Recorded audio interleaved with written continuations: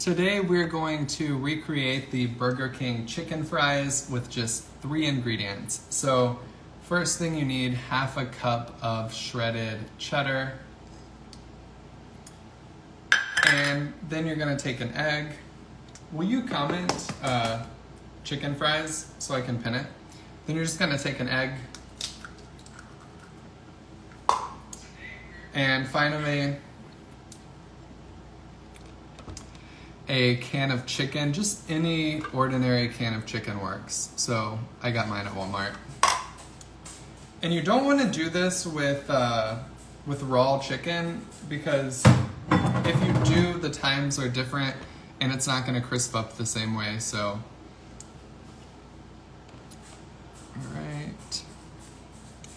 all right, now I'm going to mix all of this up.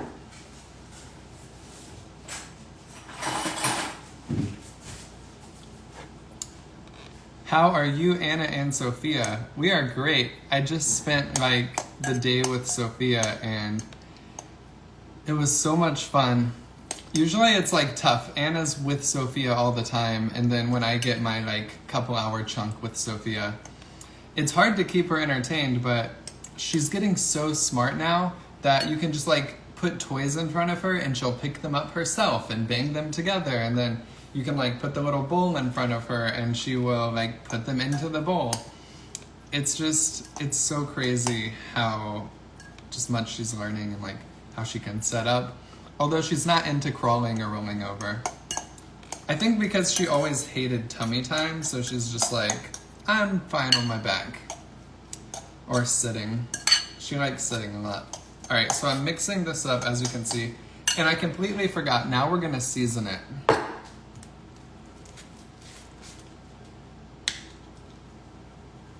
I'm just using ranch seasoning.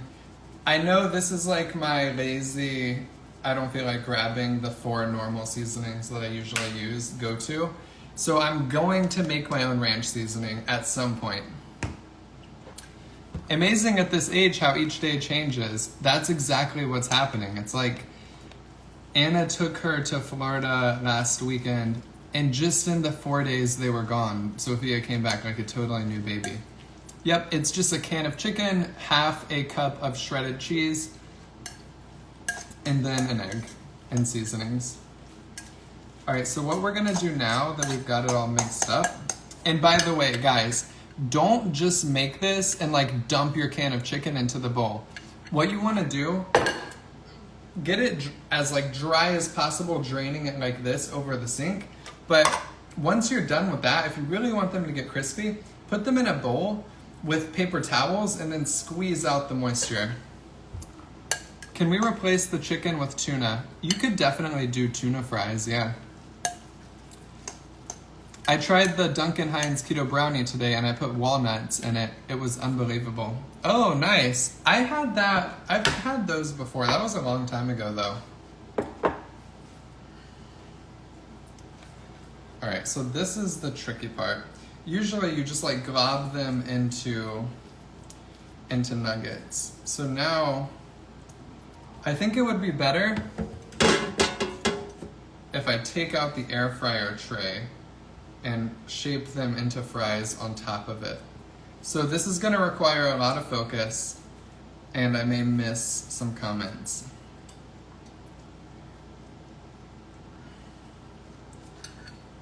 Can we get a canned chicken in the UK? I don't know, it's hard to find certain ingredients in different countries, but I would think canned chicken. And if you don't have canned chicken, just get a rotisserie chicken. And it would actually be easier to do these on just parchment paper on a baking sheet if you have an oven style air fryer or if you just bake them. So these are gonna be like chunky fries. They're not gonna be super long and skinny. Maybe we'll do half in the regular air fryer and then the other half on parchment paper in the oven style air fryer. And if you're gonna do this recipe and you want it to just be a lot more smooth where you can just add everything onto a flat surface, because if we were rolling them out just on a baking sheet with parchment paper, that could be easier. So that is something I would consider. If you're gonna bake them, you would do like 400 for 20 minutes. Because when you air fry them, you really don't do longer than 10 at 400. Actually, I think we can get these.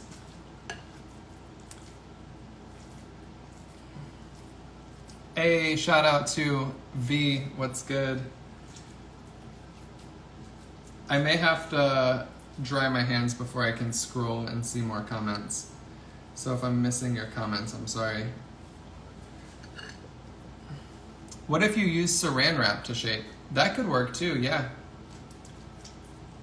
By the way, I don't know if I told you guys.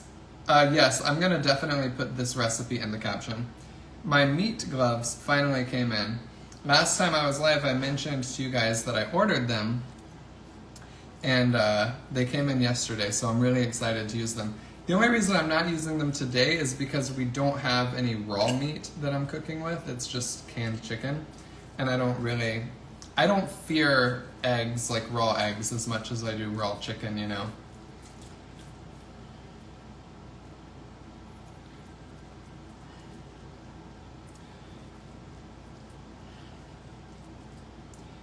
Alright, so we've got our chicken fries. Let's hope that they don't expand and stick to each other. We'll check on them like 5 minutes in. Sophia is currently napping. Alright, let me rinse my hands off.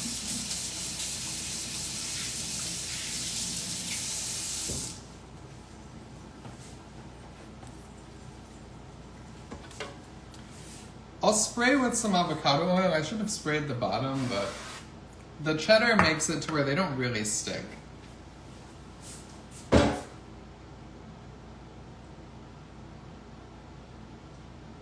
Alright, one of them was slightly torn apart, but not all the way. Alright, I think there's enough chicken in here for like one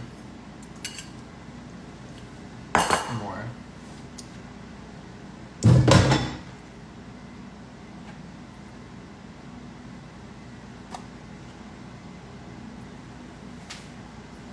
Alright, I can move this ridiculous box out of the way now. I put all my stuff on top of the salad spinner so you can see it at eye level.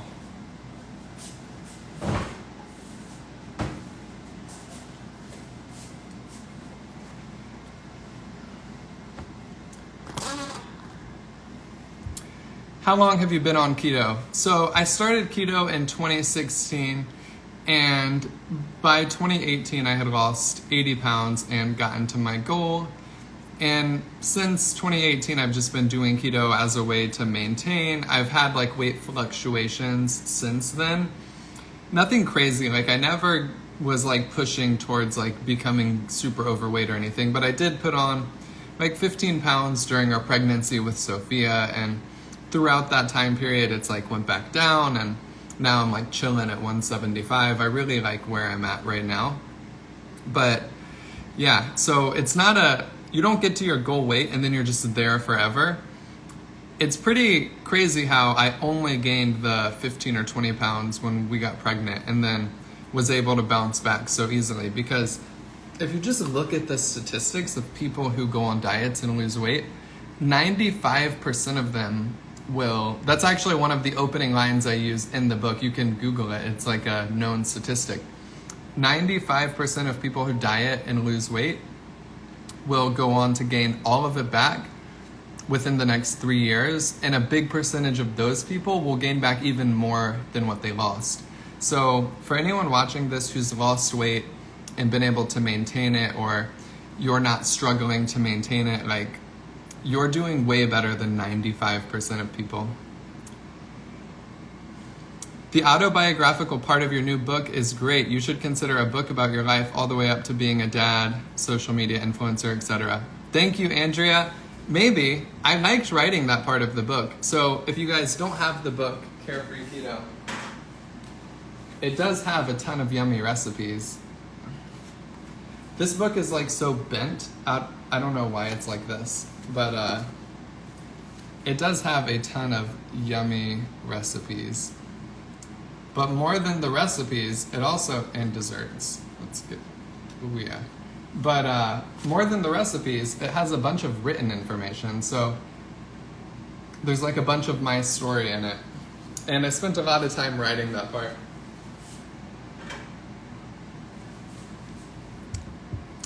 What inspired you to write a cookbook? So I started this Instagram page after I had gotten to my goal in 2018. And at the time I was just posting pictures of recipes.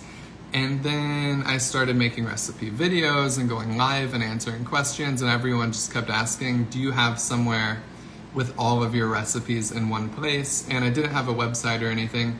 So I just put it in a book. And I made the first book in 2019, like the summer of 2019. And that's like right after everyone started asking if I had a cookbook. So I was like, let me just throw together everything and put it out. So I rushed my first book, Breaking Up with Carbs, and got it out in the summer of 2019. And then I just kept thinking like how much better the quality could have been. So I got with an editor, shout out to one of our OG turtles, Mandy. She was like part of these lives for a while. And she just offered to help with like fixing that book up. So I re-released Breaking Up with Carbs in 2020, and then I procrastinated for like the past, it really took me 3 years to get Carefree Keto out. So Carefree Keto is like all of the recipes, the best recipes from the past 3 years that I've worked on. I didn't create them all myself because Anna helped with a lot of the ones that are in Carefree Keto. Can you imagine that I follow you from Iraq, Basra? You inspired me with a lot of recipes. Oh, wow. Yeah, I get messages from people in different countries, and it's so crazy that we've all just come together over like eating healthier.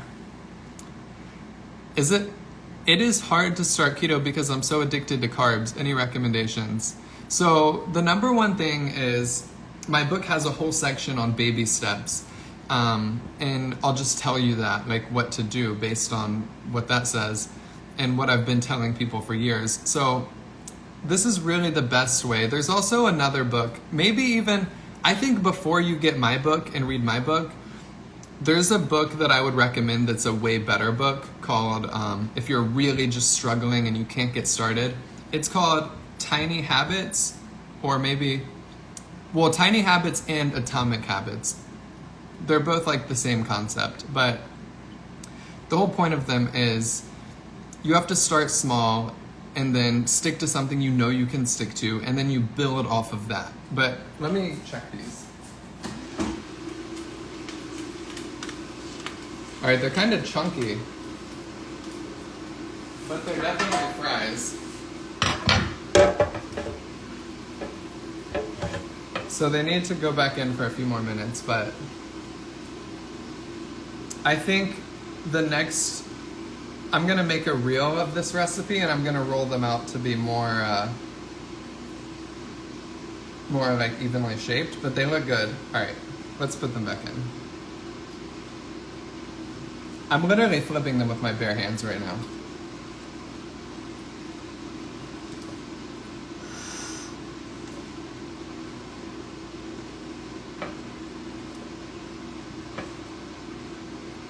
Oh my gosh. All right, back into the air fryer.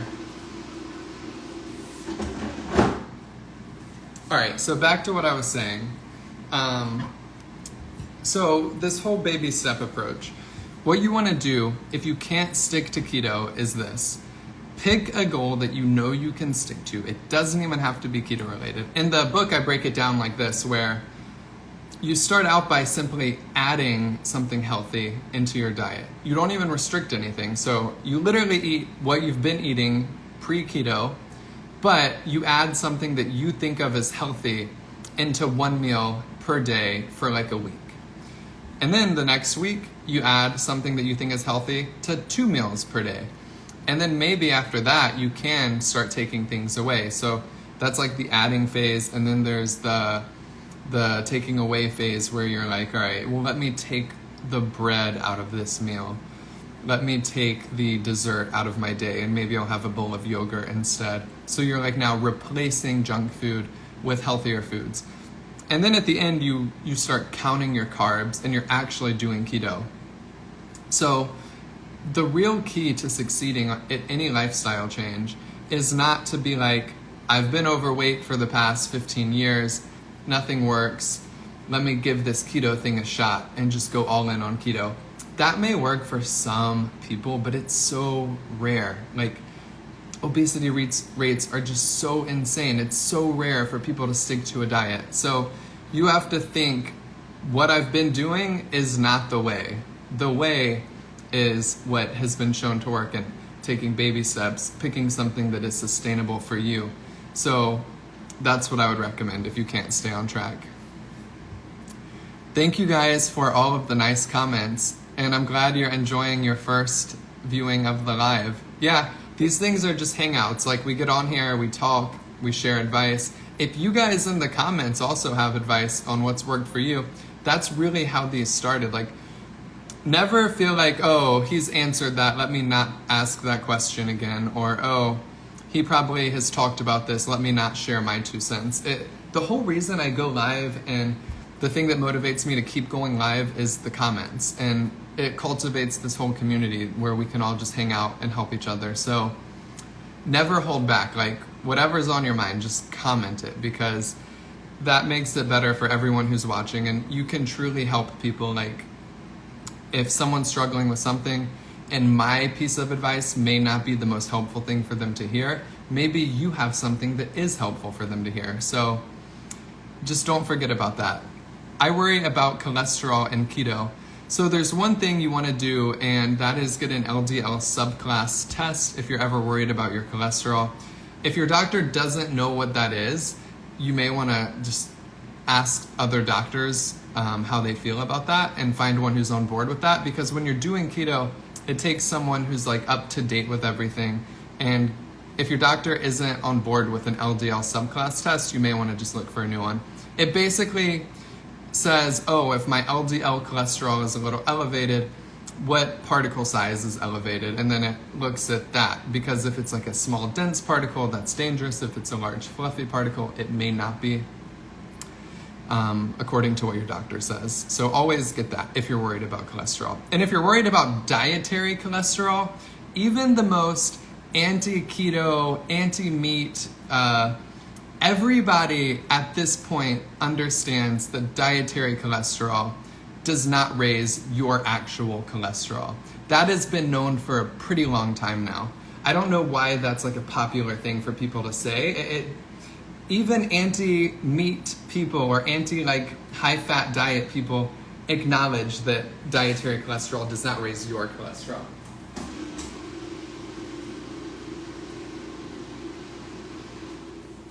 All right, guys, we just made some bussin' chicken fries. Like I said, putting them in this air fryer may have been somewhat of a mistake because they just don't have the same shape that they would if I like carefully put them on a baking sheet. But let's put them on a plate. What should we dip them in? Because if you guys don't know, when I go to fast food restaurants and I get chicken nuggets or chicken fries, chicken fingers, whatever, man, it is sweet and sour all day. That's like what my go-to. I'm not going to sit here and make a sweet and sour recipe right now. It's not that hard if you Google it. If you have like xanthan gum, a few other ingredients, you should be able to make it. Honey mustard, barbecue, European ketchup. So anyway, my favorite all time is sweet and sour at whatever fast food restaurant I'm at. Except for Wendy's. I don't love Wendy's sweet and sour. It's my least favorite. And still sometimes I get sweet and sour. So what I'm saying is, that's my favorite.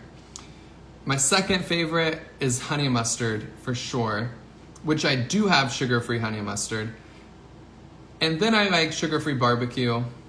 You guys are saying hot sauce, sweet Thai, G. Hughes. I like the G. Hughes honey mustard. Ketchup and mayo mix. Shout out to Fancy Sauce.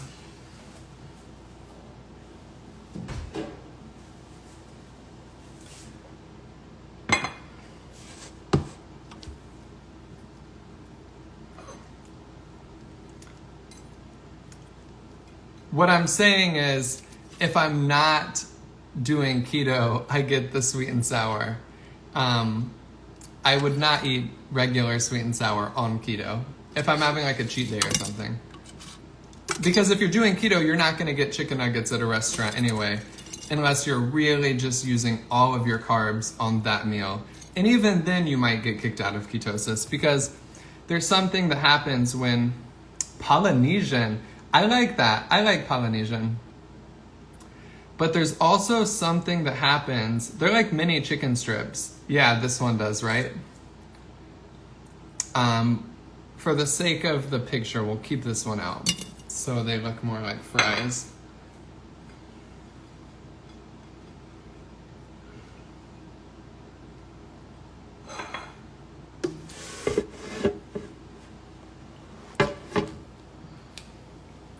So what I was saying is, if you are gonna eat a meal and you're gonna put all 25 carbs in that meal for the day, you don't wanna do it on something that's high glycemic. The easy to understand version of that is like highly processed. If you're doing one meal a day and all of your carbs are coming from that meal, you wanna make sure you're having some vegetables, you're having some like berries. You don't want all of the 25 net carbs for the day coming from Skittles or breading on chicken nuggets. So that is something to consider. Like, what am I using my carbs on? I don't want to just eat a bowl of Lucky Charms at the end of the day because all I ate was steak, and I have the carbs.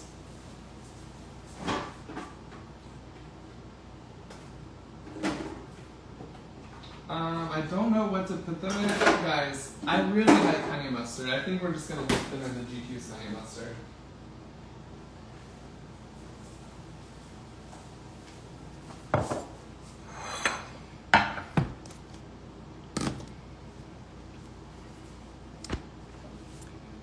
Alright, I need a dipping cup.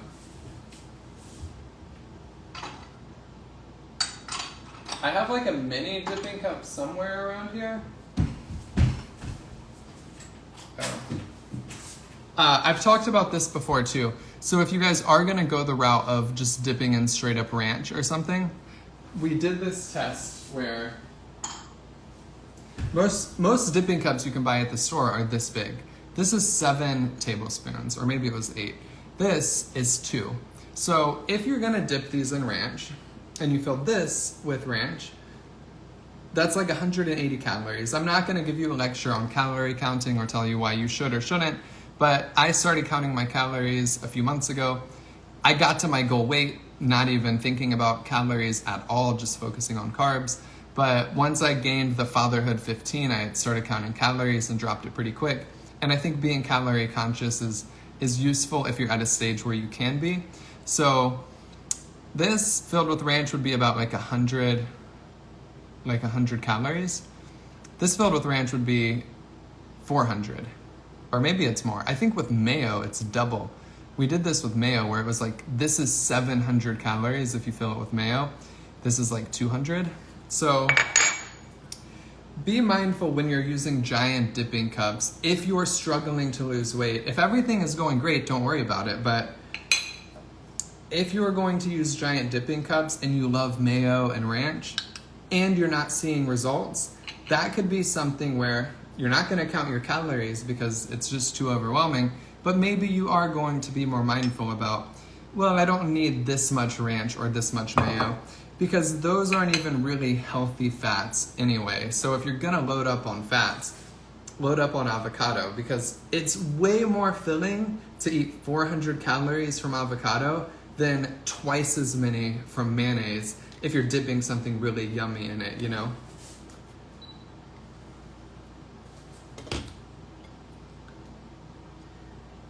I just wanted to always give that shout out to people who may not be seeing results. Being just conscious of like not loading up on ranch and mayo not only will help you avoid seed oils, which is good, but it will also just help you not overconsume calories, which is really, whether you're on keto or not, that's usually the culprit behind plateaus. Like, people have said this to me. They've said, hey, do you think I'm not eating enough fat? is that why I'm not losing weight?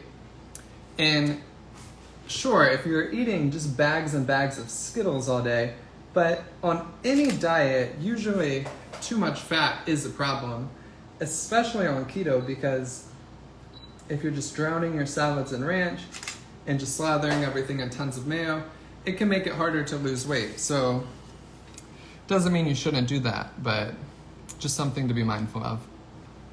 And like I said, I'm not promoting calorie counting. I'm just promoting don't recklessly just shove super high fat foods into your mouth all day. Because you're still going to end up eating a high fat diet if you make the recipes that I'm posting. You don't need to also accompany them with a tub of mayonnaise. All right, let's take a bite. Mmm.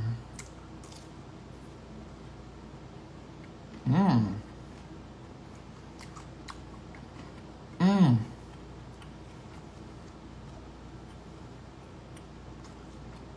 Mmm. These are amazing. These are legit way better than the chicken nuggets. So you can make this recipe as nuggets.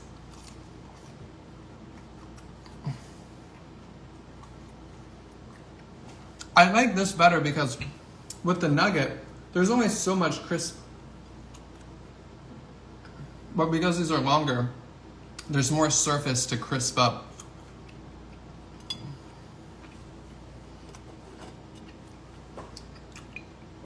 These are amazing. I'm gonna put the recipe in the caption.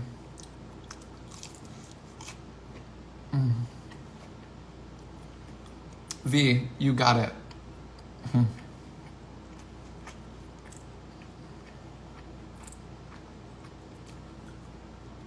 All right, so if you guys have ever made, this is the ugly one, Andrea.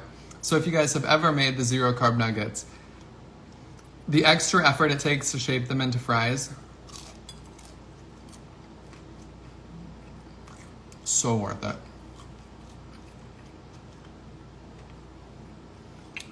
Exactly, when they're flattened out like this, they're way crispier.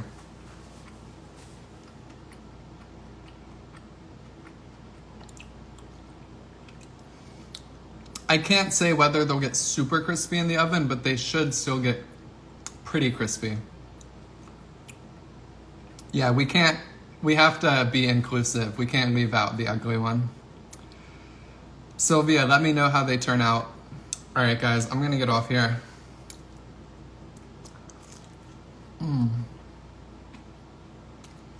V, I considered making salmon tonight. Crispy skin. Fun fact about salmon, eat the skin if you can. It's the healthiest part.